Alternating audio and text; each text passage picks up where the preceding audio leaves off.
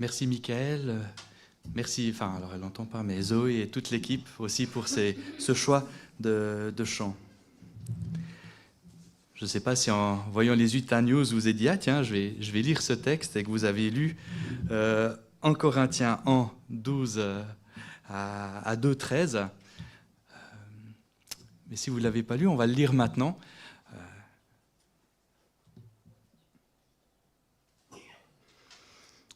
S'il est une chose dont nous pouvons être fiers, c'est le témoignage de notre conscience. Il nous atteste que nous sommes conduits dans le monde, et tout spécialement envers vous, avec la sincérité et la pureté qui viennent de Dieu, en nous fondant non sur une sagesse purement humaine, mais sur la grâce de Dieu. Car ce que nous vous écrivons dans nos lettres ne veut pas dire autre chose que ce que vous pouvez y lire et y comprendre. Et j'espère que vous le comprendrez pleinement. Comme vous l'avez déjà compris, en partie, vous pouvez être fiers de nous, comme nous le serons de vous au jour de notre Seigneur Jésus.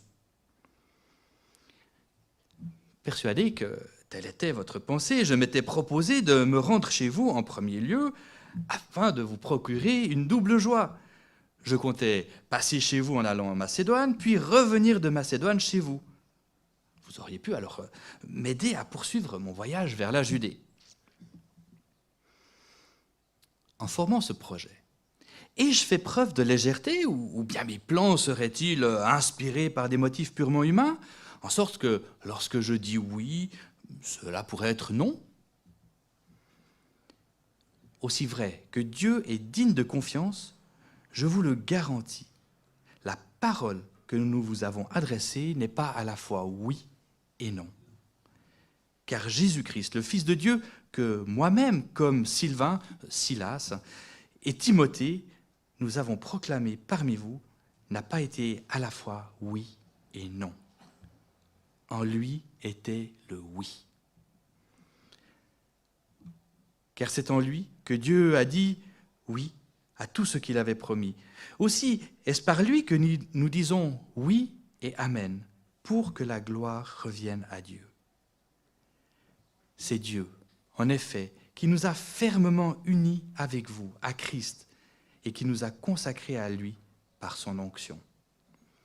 Et c'est encore Dieu qui nous a marqués de son sceau comme sa propriété, et qui a mis dans notre cœur son esprit comme acompte des biens à venir. Pourquoi ne suis-je donc pas encore revenu à Corinthe? J'en prends Dieu à témoin sur ma vie, c'est parce que je voulais vous ménager. Notre rôle n'est pas de dominer sur votre foi, mais de collaborer ensemble à votre joie, car vous tenez ferme dans la foi. C'est pourquoi j'ai décidé de ne pas retourner chez vous pour ne pas vous attrister. Car si je vous plonge dans la tristesse, qui pourrait encore réjouir mon cœur si ce n'est ceux que j'aurais moi-même attristés? Si je vous ai écrit, comme je l'ai fait dans ma précédente lettre, c'était précisément pour qu'en venant chez vous, je ne sois pas attristé par ceux-là même qui devaient faire ma joie. J'ai en effet la conviction, en ce qui vous concerne, que ce qui fait ma joie fait aussi la vôtre à vous tous. Aussi est-ce dans une profonde détresse, le cœur serré avec bien des larmes, que je vous ai écrit cette lettre, pour que vous, non pour vous attrister, mais pour que vous sachiez combien je vous aime. Si l'un de vous a été une cause de tristesse, ce n'est pas moi qui l'ai attristé, mais vous tous, ou du moins une partie d'entre vous, pour ne rien exagérer. Le blâme que lui a infligé la majorité d'entre vous est suffisant pour cet homme. Aussi devriez-vous, à présent, lui accorder votre pardon, le réconforter, afin qu'il ne soit pas accablé par une tristesse excessive. Je vous engage donc à lui témoigner de l'amour, car je vous ai aussi écrit pour vous mettre à l'épreuve et voir si vous obéissez en toutes choses. Celui à qui vous accordez le pardon, je lui pardonne, moi aussi. Et si j'ai pardonné, pour autant que j'ai eu quelque chose à pardonner, je l'ai fait à cause de vous, devant Christ. Pour ne pas laisser Satan prendre l'avantage sur nous. Nous ne connaissons en effet que trop bien ses intentions. Je suis allé à Troas pour y annoncer l'évangile de Christ. J'y ai trouvé, grâce au Seigneur, des portes largement ouvertes à mon activité. Cependant, je n'ai pas eu l'esprit tranquille parce que je n'y avais pas retrouvé mon frère Tite. C'est pourquoi j'ai pris congé des croyants et je suis parti pour la Macédoine. Quand vous entendez un texte comme ça, qu'est-ce que vous en avez retenu déjà? Ou qu'est-ce que vous vous dites? C'est pas simple. Oups. Bon courage, Luco. Qu'est-ce que vous avez retenu de ce texte-là? L'impression qu'il se justifie pas mal. Ouais, oui. Uh-huh. Paul essaie de se justifier, d'expliquer ce qu'il a fait. Un peu une introspection, on réfléchit, est-ce que j'ai dit ça, est-ce que ça vient de moi, est-ce que ça vient de Dieu, qu'est-ce que je veux faire, si c'est quelque chose qui s'est passé, c'est peut-être pas moi, c'est peut-être vous. Ouais, donc tout un travail intérieur aussi. Qu'est-ce que j'ai fait, qu'est-ce qui s'est passé, qu'est-ce que Dieu a dit, d'accord, ouais.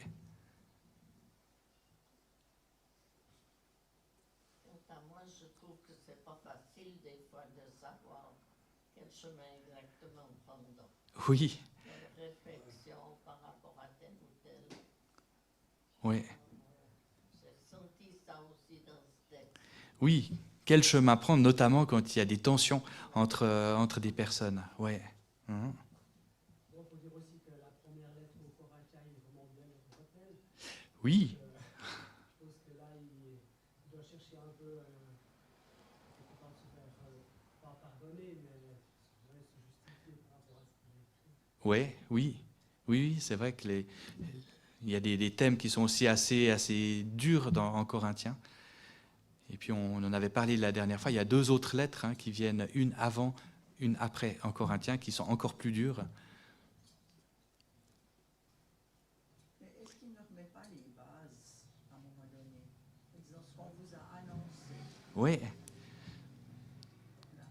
Est-ce qu'il y a une divergence, tout à coup les bases? ouais, bonne question. Je ne sais pas. Ouais, ouais. Est-ce qu'il ne remet pas les bases? Ça, c'est une excellente question. Oui, oui, oui. Ouais.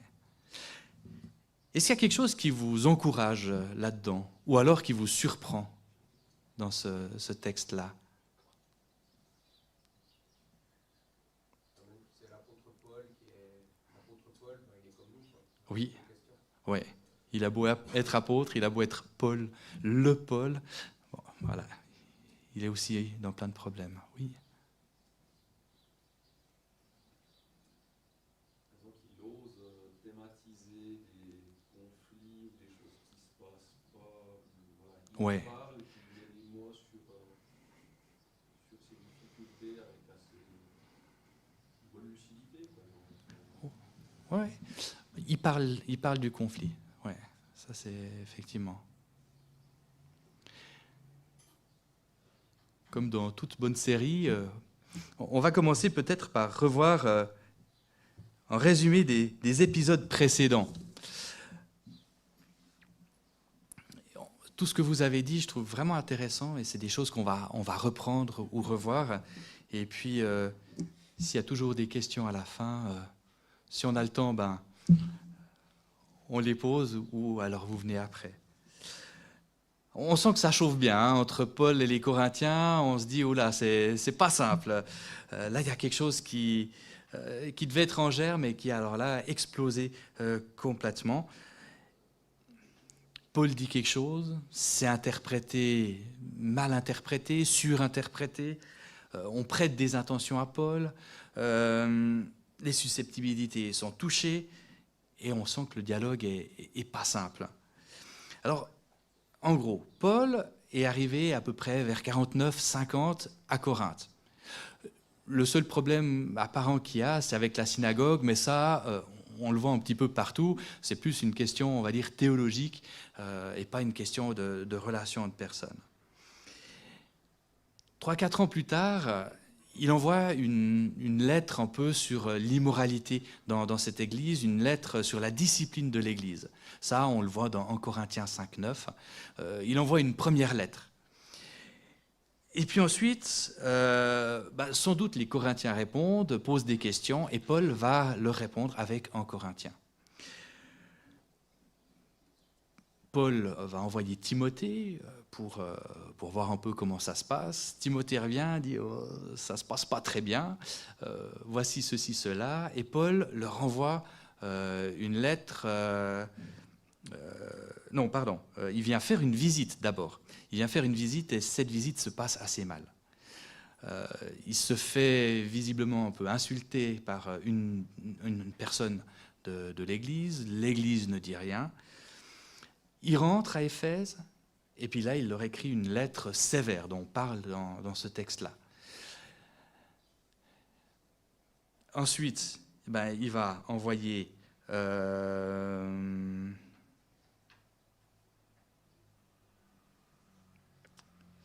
Je me mélange, mais en gros, après il écrit 2 Corinthiens, voilà, et c'est Tite qui va l'apporter. À la fin du passage, on voit qu'il va chercher Tite à Troas, il ne le trouve pas, alors c'est pas marqué là, mais on sait qu'il le trouvera en Macédoine, et Tite apporte de bonnes nouvelles, et Paul ira à peu près une année plus tard rendre visite aux Corinthiens de nouveau. Donc on voit qu'il y a des allers-retours, il y a des lettres qui sont échangées, il y a des visites, il y a des médiateurs ou d'autres personnes qui sont envoyées. Si vous aviez été dans la situation de Paul, comment est-ce que vous auriez réagi? Dans ce qu'on comprend, parce qu'on n'est pas dans la situation, mais dans ce qu'on comprend, comment vous auriez réagi?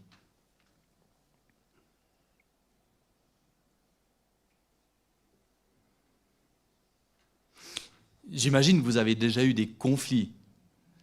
Comment vous réagissez quand vous êtes pris dans un conflit? Alors moi, j'ai eu un gros problème parce que c'est un petit-fils. Sa femme s'est trouvée un ami Ouais, et puis elle a chassé le mari.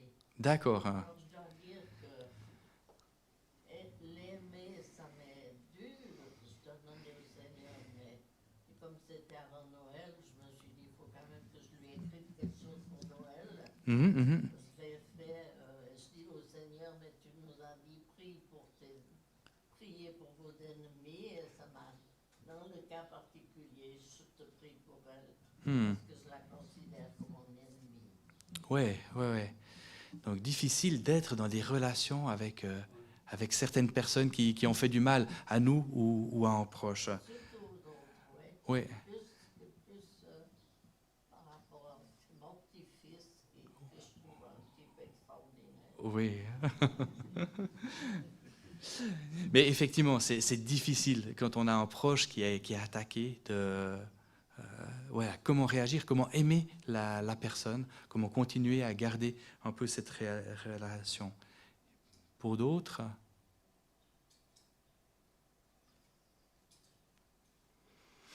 La différence, c'est qu'à l'époque, il écrit la lettre, oui, il a le temps de réfléchir, il prend le temps, et puis il n'y avait pas de clavier, c'était quand même un peu plus compliqué. Et puis nous, on aurait peut-être pas tendance à faire un WhatsApp ou des trucs qui peuvent aussi être très interprétés suivant les émoticônes, les trucs qu'on met. Là, je sais pas si vous dessiner des smileys, après, ça peut être produit dans la parole. Mais c'était. Qu'est-ce qui est mieux des fois de réfléchir, et de prendre le temps et puis voilà, ou plutôt que de réagir à chaud, quoi. oui. Et il y avait quand même le temps et puis aussi de demander à Dieu comment écrire pour qu'il puisse corriger de façon avec de l'amour. Oui. Oui, donc Paul a eu le temps de prendre et aujourd'hui, des fois, on peut réagir très vite avec les messages. Oui. Aujourd'hui, on peut envoyer à l'autre bout du monde un message. En quelques secondes. Oui, effectivement.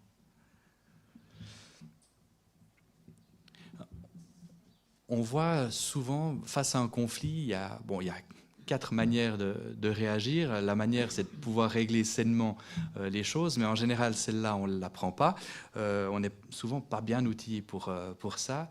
Et donc, une des premières manières, c'est de fuir. Dans une église, je ne m'entends pas avec tel et tel, bon ben je change d'église et puis c'est réglé. Et tout le monde, entre guillemets, est content, hein, parce que le problème, ben, il n'y en a plus, vu qu'une des parties du problème est partie, donc il n'y a plus de conflit et tout va bien. Ça laisse quand même des traces de la part de la personne qui est partie, sans doute de d'autres. Il y a de l'amertume qui est là et je pense qu'il reste aussi présente. Une autre manière, ben, c'est de pousser un coup de gueule. Hein. Je crie, je dis très fort les choses, je les affirme. L'autre n'a plus aucune possibilité de répondre, à part peut-être par un autre coup de gueule. Même si ce qui a été dit est juste, ça laisse des blessures qui peuvent être profondes et qui peuvent ressortir aussi à un moment. Une autre manière, alors celle-là, on l'aime assez dans les églises, hein, parce qu'on se tait. On ne fait rien, on continue à manger ensemble, on continue à être ensemble, tout se passe bien, notre église s'aime, on est dans l'unité. Et puis un jour, il y a un autre petit conflit, puis alors là, il y a tout qui explose. Et là, on ne comprend pas ce qui s'est passé, parce que ça a continué à bouillonner, à se passer par-dessous. Et c'est vrai que dans un conflit, un des gros problèmes, c'est lié à l'écoute. On n'est plus capable de vraiment écouter l'autre. On écoute ce que dit l'autre pour que pendant qu'il est en train de parler, je prépare mon argument pour pouvoir le contrer et lui montrer que mon point de vue, le seul vrai et juste et bon, et essayer de le convaincre de cela. Je ne sais pas si vous avez déjà assisté à des conflits entre deux personnes où vous entendez chacun des deux à un moment parler. Vous entendez que le premier est là et puis que le deuxième est là. Et qu'en fait, il ne faudrait pas beaucoup mais ce n'est pas possible. Il se passe juste à des kilomètres et ils ne sont pas capables d'entendre. Et c'est très étonnant quand on est extérieur au conflit. Et en fin de compte, quand on se retrouve dedans, ben, on ne se rend pas compte qu'on est exactement dans cette situation-là. Que fait Paul dans ce texte ? Et je trouve par rapport à ça, c'est intéressant, quand il dit « Car ce que nous vous écrivons dans vos lettres ne veut pas dire autre chose que ce que vous pouvez y lire et y comprendre. » Et j'espère que vous le comprendrez pleinement. L'impression que j'ai, c'est que Paul dit « Oula, attendez. Ce que je vais écrire, ne le surinterprétez pas. Lisez-le vraiment au premier degré. Faites attention à votre lecture. » Il aurait pu... Et il dit, je ne vais pas venir vous visiter parce que justement, je n'ai pas envie de venir comme un bulldozer en disant « Oh, apôtre, vous, silence, hein, c'est moi qui décide, c'est moi qui ai l'onction, vous êtes mes ouailles, ceux que j'ai formés, donc voilà. » Donc il ne veut pas agir comme ça. Il veut les rendre autonomes, il veut travailler avec eux. Et donc il renonce à son voyage à Corinthe. Mais les Corinthiens surinterprètent ce que Paul veut faire et le qualifient de personne légère, de quelqu'un de léger, qui est ballotté un petit peu à tout vent, comme c'est dit ici, hein, en formant ce projet, et je fais preuve de légèreté. Et donc, il va envoyer des médiateurs. Il va envoyer Timothée, qui sera accompagné d'Éraste. Et Éraste, c'était l'ancien chef de la synagogue de Corinthe, donc, et qui était devenu chrétien. Donc quelqu'un de Corinthe qui connaît les Corinthiens, quelqu'un qui avait une certaine influence, j'imagine, en étant ancien chef de la synagogue. Ça ne va rien donner. Timothée va revenir avec des nouvelles qui sont plutôt mauvaises. Et alors il va envoyer Tite, après avoir lui-même été sur place, après avoir écrit 2 lettres. Et là, les nouvelles seront bonnes, peut-être merci Seigneur. Quand on lit ce verset, hein, surtout la fin, mais pour que vous sachiez combien je vous aime. On se dit, bon, Est-ce que c'est sincère ou pas? Souvent, on dit ça, non, mais je l'aime. Et on rajoute une couche de vernis évangélique sur nos propos. Le conflit est toujours là, mais on va vite peindre un petit peu par-dessus. Mais là, je crois que Paul est vraiment sincère. Il ne va pas dire « Oh, les Corinthiens !» Non, mais c'est les Corinthiens. Pff, non, mais de toute façon, c'est normal qu'ils réagissent comme ça. C'est les Corinthiens. Oh, hein. Et ça, vous l'avez peut-être entendu. Tel ou tel réagit. Non, mais c'est Bernadette. Non, mais c'est Paul-Henri. Oh. D'accord. On a tendance à un petit peu cacher et excuser la personne.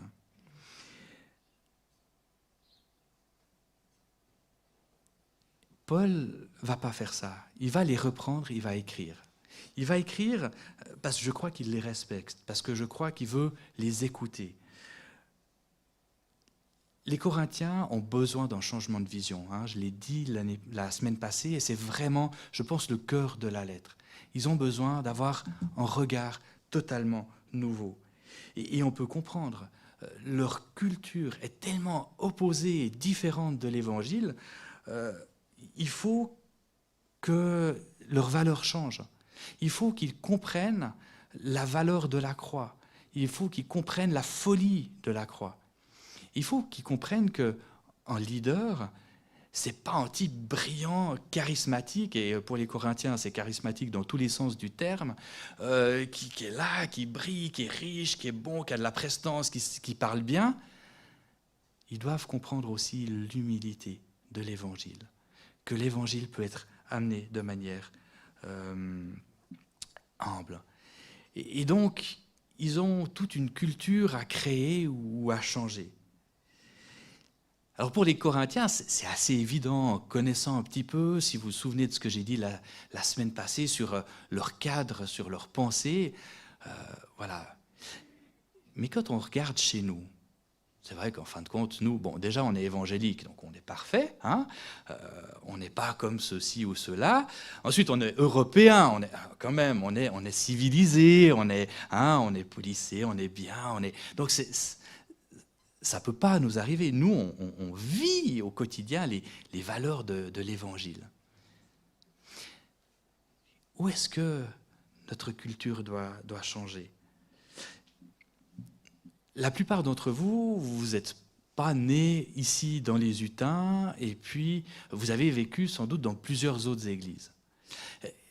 Qui d'entre vous a déjà connu des tensions dans une église, mais des tensions telles, des conflits tels, qu'une bonne partie de l'église part?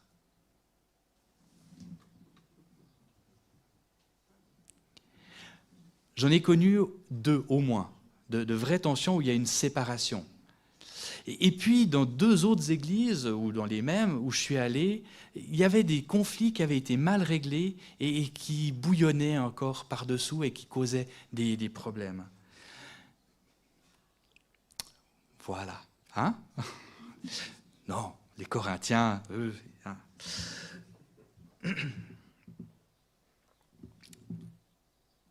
C'est la différence qui fait ça. Et nous sommes différents, nous avons été créés différents, et Zoé le disait, je crois, mais on est différents. Et quand on est différent, ça amène de la vie. S'il n'y avait que des hommes, s'il y avait que des femmes, il n'y aurait pas de vie. Il faut cette différence. Et cette différence, elle amène la vie. Et quand il y a de la différence, à un moment ou à un autre, ça frotte. Mais ce n'est pas mauvais que ça frotte. Ce n'est pas mauvais. C'est bien, en fait. Ça permet de grandir. Ça permet de faire qu'il y ait quelque chose qui émerge de positif. Mais ça peut aussi tout détruire et tout ravager. Comment bien le traiter? Parce que souvent, notre ego...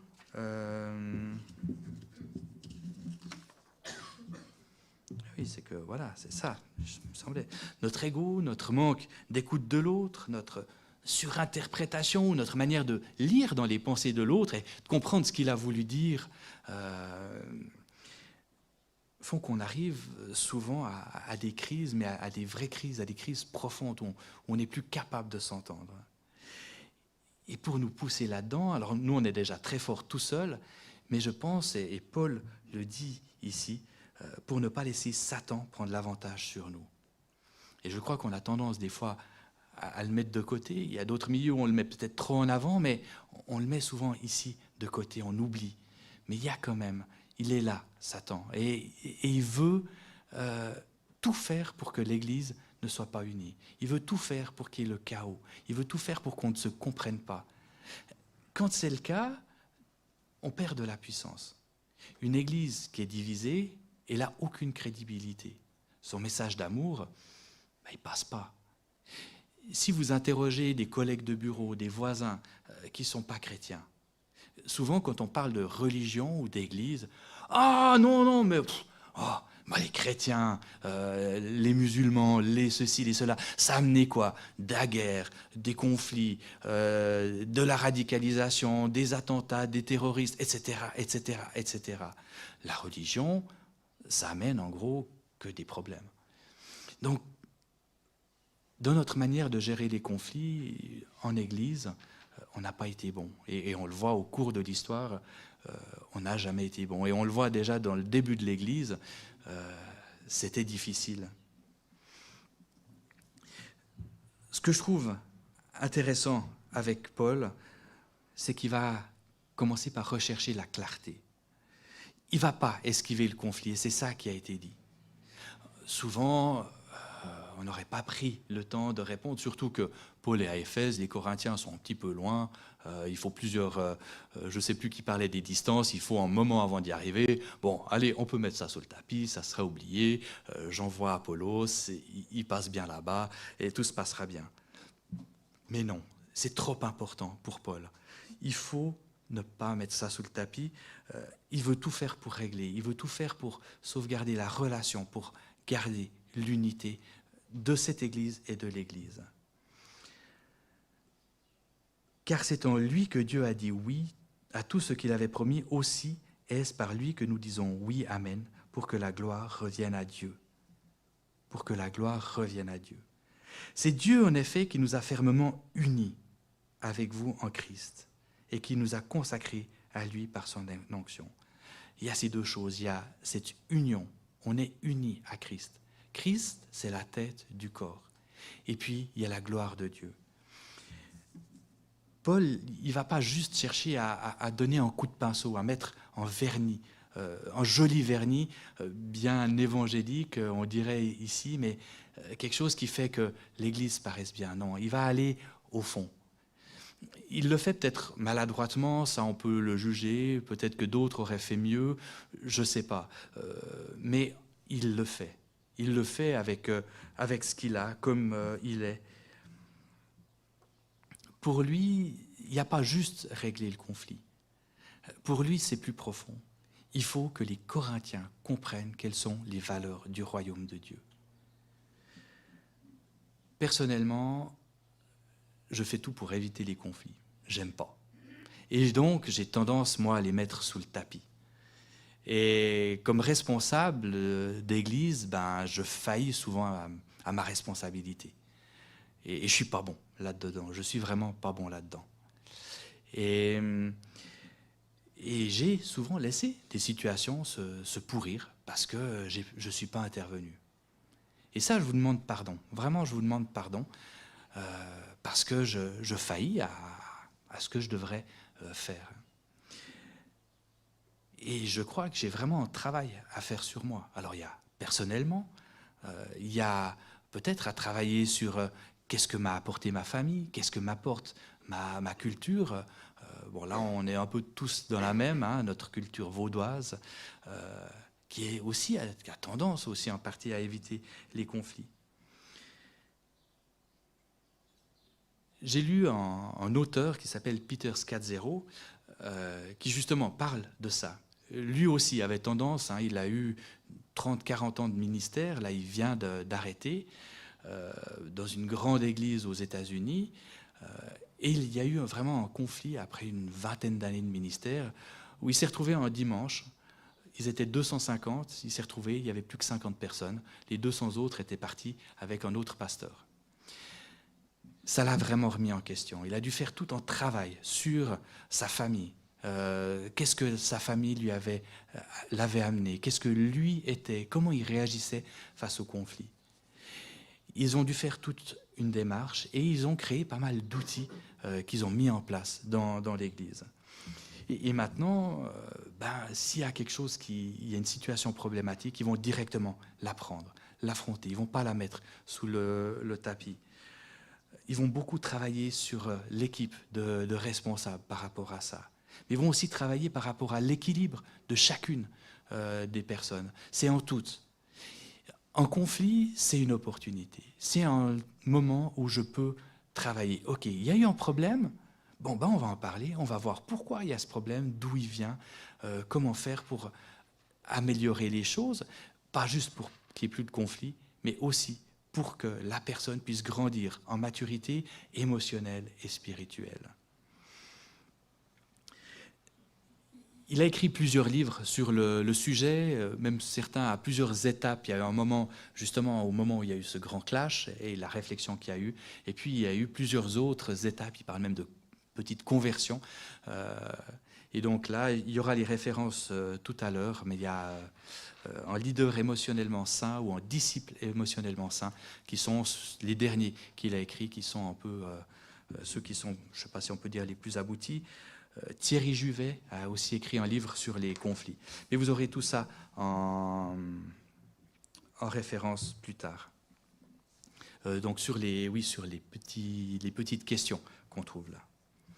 Alors qu'est-ce que je retire, moi, de ce texte? Parce que vous vous êtes dit, oulala, ce texte, qu'est-ce qu'on retire pour vivre une unité réelle dans l'Église?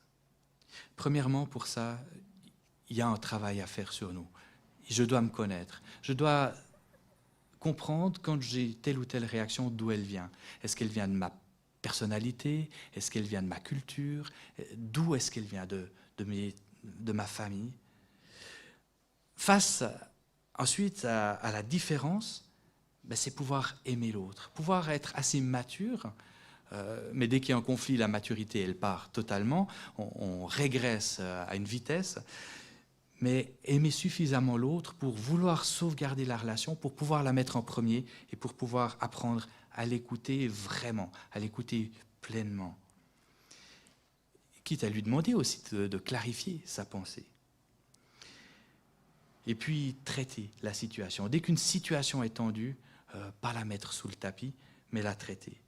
Et ça, je sais que moi, j'ai encore beaucoup de travail à faire là-dedans.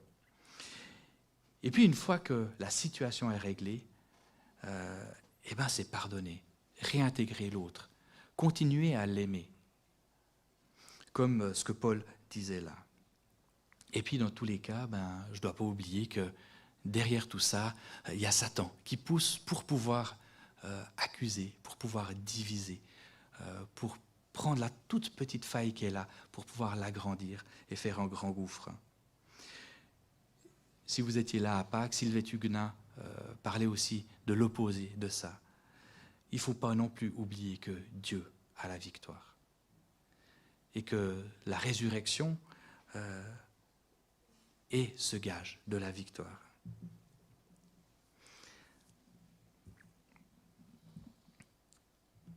Ça, il y a 2 petites interviews filmées.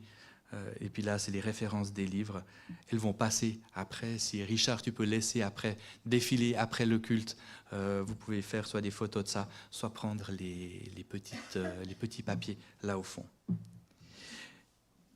Justement, cette victoire, Jésus l'a acquise à la croix et puis lors de la résurrection. Maintenant, Christ est assis à la droite de Dieu. C'est lui le chef du corps. Mais si on a un corps avec un bout de bras là et puis un pied ici, on va pas aller très loin. Il faut un corps qui soit uni pour qu'il puisse avancer, pour qu'il puisse agir. Le texte de la scène, je l'ai pris dans Corinthiens, justement, parce qu'il y avait des soucis dans la scène, parce qu'il n'y avait pas cette vision du corps. quelle est ma vision du corps? Et quand je prends la scène, qu'est-ce que je dois demander à Dieu par rapport à ma vision du corps, par rapport à l'unité qui doit se vivre dans ce corps, dans cette Église et dans l'Église en général. Voici ce que Paul écrit. « Car voici la tradition que j'ai reçue du Seigneur et que je vous ai transmise.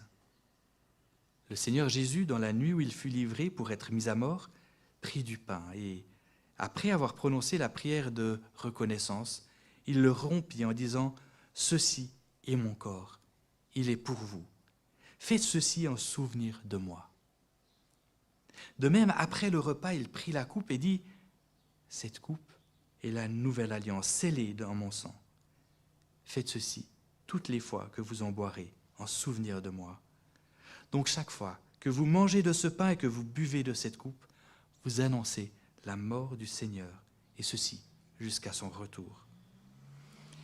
C'est pourquoi quiconque mangerait le pain ou boirait la coupe du Seigneur d'une manière indigne se rendrait coupable envers le corps et le sang du Seigneur. Que chacun donc s'examine sérieusement lui-même et qu'alors il mange de ce pain et boive de cette coupe. Car celui qui mange et boit sans discerner ce qu'est le corps se condamne lui-même en mangeant et en buvant ainsi. C'est pour cette raison qu'il y a parmi vous tant de malades et d'infirmes et qu'un certain nombre sont morts. Quand je prends ce pain et ce vin, comment est-ce que je vois le corps du Christ? Pas juste ce corps crucifié, mais son corps actuel, l'Église. Je vais prier et puis ensuite on fera passer dans les rangs le pain et le vin. Et puis on gardera ça et puis on prendra ensemble à la fin. Ben Seigneur, merci de nous avoir créés différents. Merci pour les opportunités que cela nous donne. Mais tu vois, notre propension à ne pas écouter l'autre, à ne pas réussir à l'aimer, à mettre notre ego en avant. Et Seigneur, je veux te demander pardon. On veut te demander pardon de ce qu'on n'arrive pas à aimer l'autre.